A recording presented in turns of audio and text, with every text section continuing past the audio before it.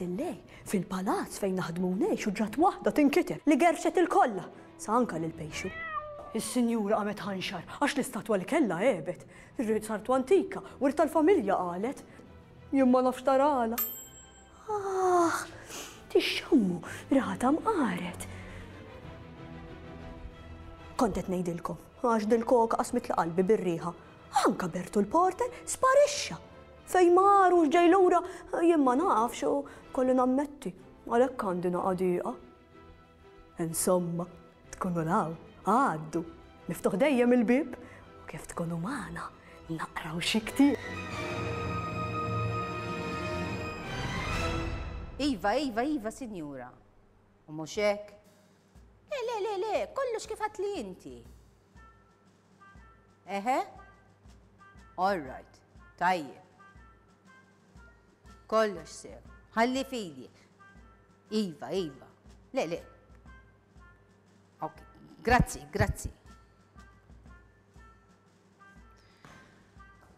Dejjem trid, gerger, ma tikkuntenta b'xejn din. Tiġ naqraw ktieb forsi nikkalma ftit. Id-dinosawru tal-foresta.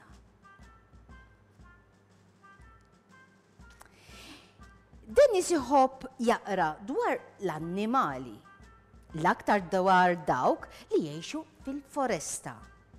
Fil-kamra tiegħu għandu xkaffa mimlija kodba dwar dawn il-kreaturi. Fost dawn il-kodba hemm wieħed li tantu għal-qalbu. Dan il-ktieb jismu Id-dinosawru tal-foresta. Kull filgħaxija qabel ma jorqod, Dennis jaqra xi paġni minn dan il-ktieb. Billi dan hu wieħed minn dawk il-kodba pop-up, Dennis jieħu gost jara li d-dinosawru tal-foresta jaqbes qalb is-siġar tal-foresta u joqgħod jimmaġina li qiegħed jaqbes u jilgħab miegħu.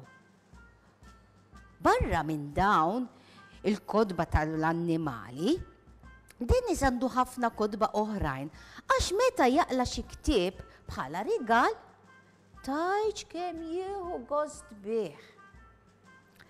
Darba waħda Dennis qal lil-ommu kemm nixtieq li xi darba mmur fil-foresta u nara dawk l-annimali kollha li hemm fil-kodba, jew tal-anqas xi ftit minnhom.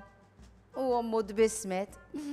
Meta tikber forsi tkun tista' tmur imma issa. Żgur li le, għadek żgħir wisq u fil-foresta hemm ħafna perikli. Lill-annimali tal-foresta għalissa uqgħu fil-kodba jew it-television u mbagħad meta tikber tkun tista' ssiefer u taqta' xewqtek. Lejla waħda qabel ma raqat, Dennis qabad il-ktieb favorit tiegħu. Għad iqalleb paġna wara l-oħra jara lil ħabib tiegħu id-dinosawru tal-foresta. Jitla minn qalb il-paġni wieqaf fuq saqajh ta' wara jew idur qalb is-siġar kbar u għoljin tal-foresta. Bħas-soltu beda jimmaġina li qiegħed ikellmu, imma mistoqsijiet li kien jagħmillu kienu jibqgħu bla tweġiba. Dakinhar Dennis kien għajjin mejjed għax kien għamel ġurnata l-baħar u ma damx ma daħal fl-isbaħ raqda. Il-ktieb pop-up kien miftuħ fuq zaqqu u f'dik il-paġna kien jidher id-dinosawru qed iħares lejn Dennis. Qisu qed jistennih li jgħidlu xi ħaġa.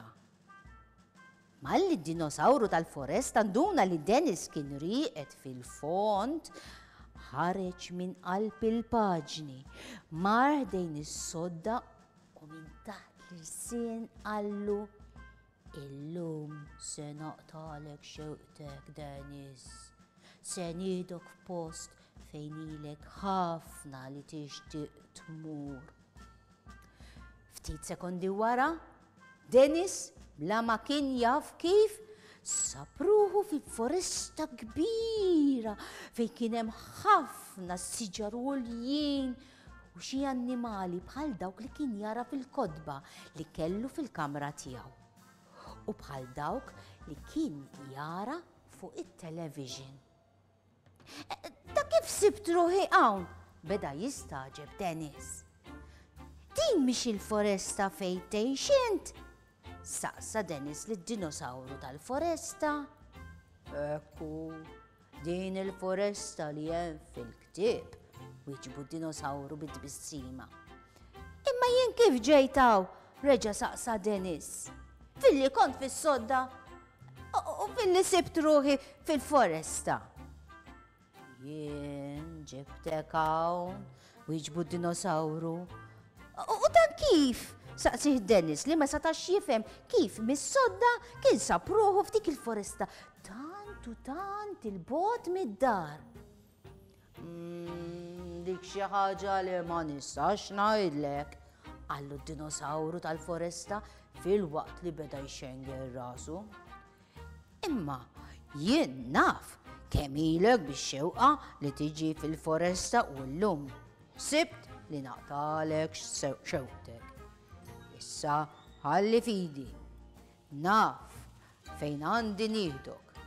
Din il-foresta nafa bajnejja magħluqa. M'għandniex ħin biex induru l-foresta kollha u laqqas minti se tiltaqa' mal-annimali kollha li għandek fil-kodba. Imma xorta għandek tieħu gost b'dak li se tara.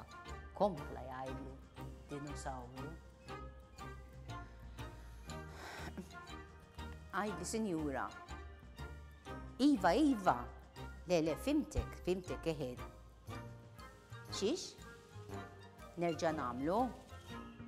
Bħal tad-darba l-oħra. Tiħux sib.